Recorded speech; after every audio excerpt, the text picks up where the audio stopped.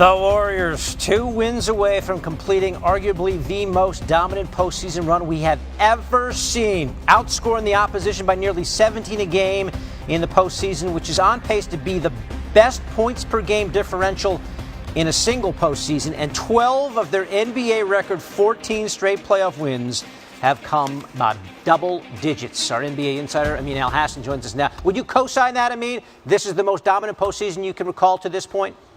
Yeah, I took it a step further. If they end up winning the championship undefeated in the postseason, that would actually have been a greater accomplishment than had they won the championship last year. We've never seen anything like this. And when you're playing in the playoffs, it's a higher caliber opponent. They have the benefit of being able to scout you days in advance. There's the added component of adjustments that happen not only in game but from game to game, and through all that, they've been dominant. It's pretty incredible. It's scary, is what it is. That's for sure. All right, so game 2. Listen, it was close. It was a 4-point game, 6 minutes to go in the third, and then the Warriors started rolling. Is there anything the Cavs can build on from that loss Sunday night? I mean, I guess they can take the lessons of the first half where Kevin Love played really well. I thought the adjustment by Ty Lue to pull Tristan Thompson and go with 4 shooters out there and LeBron at center worked for a little bit. It definitely allowed Kevin Love a lot more room to operate in the paint under the rim, a lot more breathing room. But again, any kind of fix that you find is only temporary, because the Warriors, not only are they so deep and versatile, but they're so smart. And that's not just the coaching staff. The players on the floor are such a high IQ that they'll figure out what you're doing, and then they'll adjust to that, and then you really don't have anything to adjust to their adjustment. The adjustment to the adjustment, that's the problem. And as we're talking about with Bryant here, the Warriors are going at such a crazy pace that it seems that one of the adjustments the Cavs could make is to try to slow things down. How well equipped is this team to do that? Well, it's funny. 2 years ago, they did a great job of this with LeBron James and a bunch of kind of no-name blue-collar hard hat guys. And, you know, it comes down to personnel. I always say this when you talk about Cavs versus Warriors, or anyone versus Warriors. You got to make it ugly. You got to make it into a mud fight, because if you want to do a beauty pageant, they're the most beautiful ones. They're going to win first place every single time. Their style of play, no one can duplicate it. The only way you can combat them is to take them out of the beauty pageant into a boxing ring, into an octagon, whatever you want to do.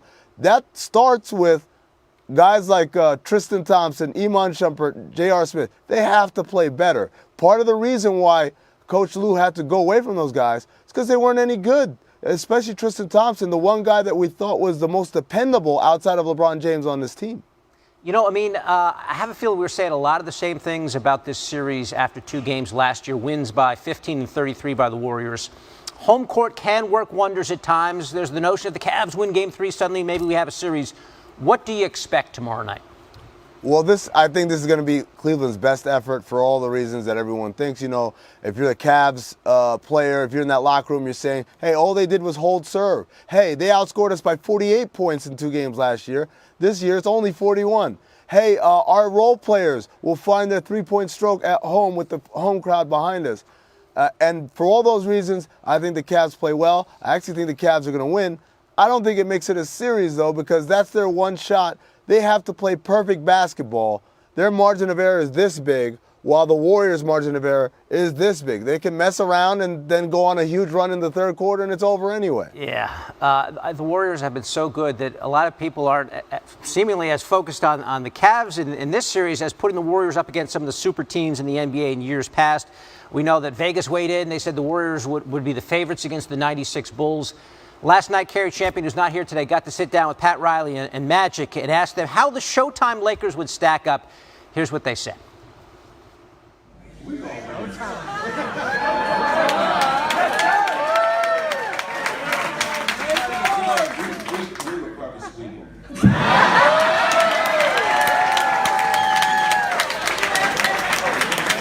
Try putting somebody on Kareem Abdul-Jabbar. Zaza, I'm sorry. All right, so the audio wasn't great, but you got the idea they would sweep them. Your thoughts? Well, first of all, David, you ever heard the term a partisan crowd? Yes. You know, Carrie champion Magic Johnson and Pat Riley. Exactly. In L.A. I don't think I can get any more L.A. than that. Look, here's the thing, and I've had these conversations with Byron Scott on the jump. First and foremost, you have to take into account playing in different eras. There's just a complete kind of dissonance there, because they'll see a guy like Steph Curry pull up from 27 feet, and they'll say, "What is this? Oh, that guy's nuts." It's too hard to adjust to. As far as the Kareem Abdul-Jabbar part, look at LeBron James. LeBron James, one of the most athletic guys in the league, in league history, is tired because of this pace. You think Kareem can keep up, running up and down with Draymond Green? That's not to say that the Warriors would beat the Lakers, because I think the rules matter and the eras matter, and it's very hard to compare across eras.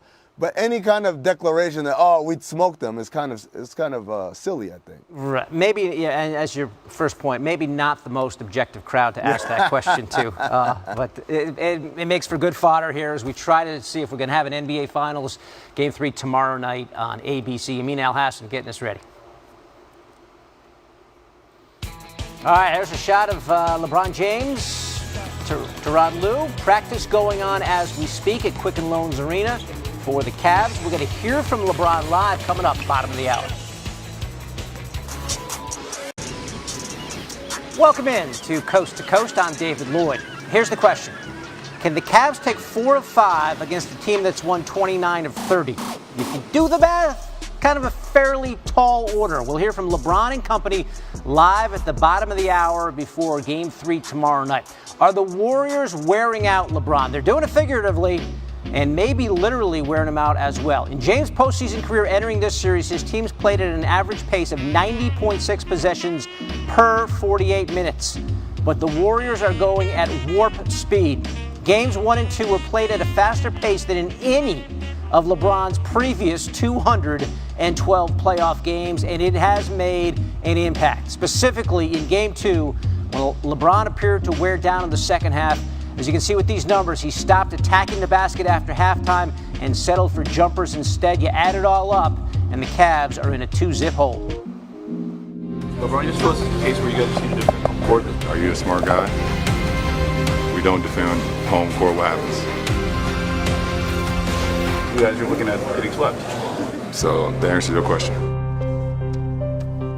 LeBron doing a nice job deflecting that somewhat interesting question there. We bring in our guy who asks a lot tougher and smarter questions. This is Brian Windhorst, our NBA insider there in Cleveland. So obviously the Cavs in somewhat of a sticky spot, Brian. LeBron and the Cavs have been here before. They were here last year against the Warriors. How does this challenge stack up to what we've seen in the past with LeBron? Yeah, I mean, you're right, David. I mean, to be honest with you, LeBron first came from a 2-0 deficit down to win way back in 2007. So he's no stranger to having dealt with these type of tough situations. But this is far and away the biggest challenge he's ever had. I mean, I would go so far as to argue we haven't seen a 1-2 punch like Steph Curry and Kevin Durant since Shaquille O'Neal and Kobe Bryant back at the turn of the century. Even LeBron and Wade, when they were with the Heat, they weren't at the peak of their powers at the same time like we're seeing here. So this is an extremely tall challenge. The Cavs still have some maneuvers they can make. They still have some tricks left up their sleeve, but it's going to require high-level execution and greatness from LeBron James. Okay, so we're talking about adjustments. I don't know how many chess moves there are to make against this Warriors team, but what is the internal discussions or debate about what the Cavs should do here in Game 3? Well, one thing they've definitely been discussing is whether to put Iman Shumpert into the starting lineup ahead of J.R. Smith. Now, nobody is faring that well against Kevin Durant in this series. He's been awesome. But out of all the Cavs defenders, the guy who's had the most success on him has been Shumpert. That said, David, Iman Shumpert was so exhausted in just 21 minutes going in Game 2, he had to have an IV after the game because of severe cramping. So I don't know how much he's going to be able to recover from that, even though there's 2 days off. The other thing that I think the Cavs are going to have to really consider is slowing the game down. They tried to play fast. In fact, the first half of Game 2 was the fastest possessions, the fastest pace the Cavs have played at for the entire year. That does not work against the Warriors, but they're not as equipped to play slow. They don't play big men. They aren't great in half-court defense, but I don't think they can play fast and compete. So they're going to have to maybe go the other direction. At times in the second half, LeBron James actually looked fatigued. What have you noticed with this team as far as how the pace of play has had an impact on them? Yeah, that's one of the reasons why they've got to consider slowing it down, because as great as LeBron was and triple-double at the end of the third quarter, I think everybody could see that he was gassed, that he just didn't have much left in the tank in the fourth. Now, if the Cavs had needed it, if it was a single or two-possession game, at the end of the game, could LeBron have found some more energy? Yes, but it is a concern if the Cavs are going to play at this frenetic pace, which, by the way, didn't even work in Game 2. The Warriors had 20 turnovers and scored 132 points. It doesn't work against them. That slowing the game down could help LeBron, and one of the ways you do it is by playing through LeBron James in the post. That's been something that hasn't been a part of the Cavs offense yet that they could go to tomorrow night. Hey, Brian, on the strength of last year's finals, I think a lot of people figured that Tristan Thompson would be something of an X factor in this series. Instead, he's been more like a non-factor. What have you seen, and what's happened with Tristan Thompson? Well, there's a couple of things. Schematically, when you look at it, the Warriors, when they go small, make it very hard to play two big men.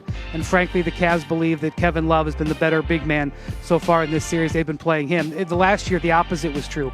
Tristan was the better big man, and when they got away with him and LeBron as the bigs, it was LeBron and Tristan. So that's one thing. The other thing is he just hasn't been able to rebound. And I know that the Warriors are sending 2 and 3 bodies to him, but Tristan has always been a fantastic rebounder in traffic. Last year in the finals, he grabbed 20 rebounds in contested situations, according to NBA.com. So far in the first 2 games, he's only done that 1 time. Yes, it's hard, but he's got to fight through it.